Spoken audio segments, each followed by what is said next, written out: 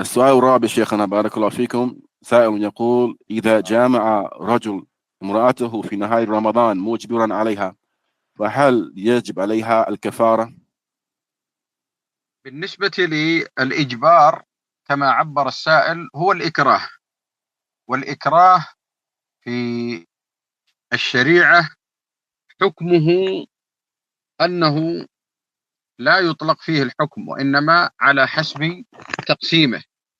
فالإكراه والذي عبر عنه السائل بالإجبار قسمان: إكراه ملجئ بحيث إن المكره لا يستطيع أن يدفع هذا الإكراه عن نفسه، وإكراه غير ملجئ.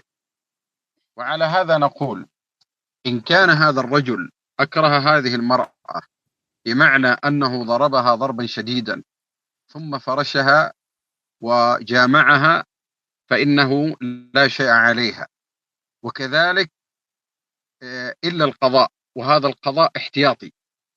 وكذلك إذا ربطها إلى السرير وقيد قدميها ويديها مثلا ثم وطئها وهي صائمة فإنه لا شيء عليها، لأنها مكرهة إكراها ملجئا، وهو آثم وعاص لله سبحانه وتعالى. ولا أحسب أنه يفعل هذا من يخاف الله ويتقي الله جل وعلا. أما إذا كان هددها أو قال: إذا لم تجلسي وإذا لم تفعلي فأنا سأفعل أو سأذهب، أو يعني تهديدات، مجرد تهديد، فهذا لا يجوز لها أن تطاوعه. وإذا طاوعته في هذه الحالة فإنه يجب عليها القضاء ويجب عليها الكفارة، والله أعلم. نعم. The question says that if a man during the daytime in Ramadan he is intimate with his wife forcefully, he forces her to be intimate with him, then is an expiation due upon her? Does she have to do the expiation?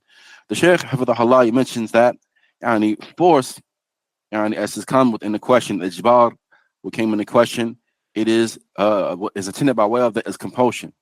And its ruling in the legislation of Islam is that if someone is forced to do something that has a ruling, then that ruling is not applied to that person because they were forced to do it.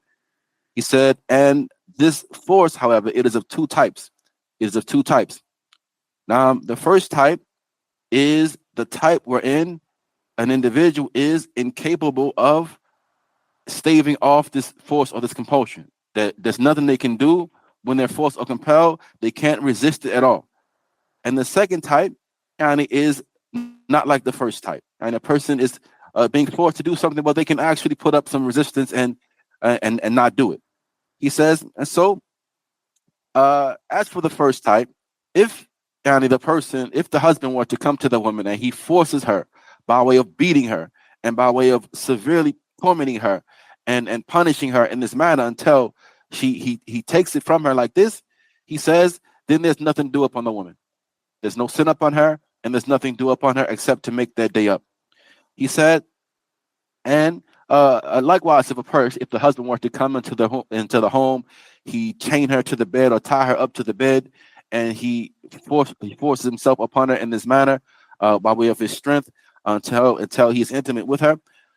Then similarly, there's nothing due upon her in this instance. And the Shaykh, he says that I don't think anybody would do this who fears Allah subhanahu wa ta'ala and has taqwa of Allah azza wa jal. No person would do anything like that. He said, as for if he were to come to her and he were to pressure her, and he says, you need to do this, you need to give it to me, or I'm going to do this, I'm going to do that, and he's issuing different types of threats to her, and so on and so forth, she should not obey him in that. She does not obey him in that. Rather, she disobeys her husband in this regard, and this is that which is correct in relation to this issue.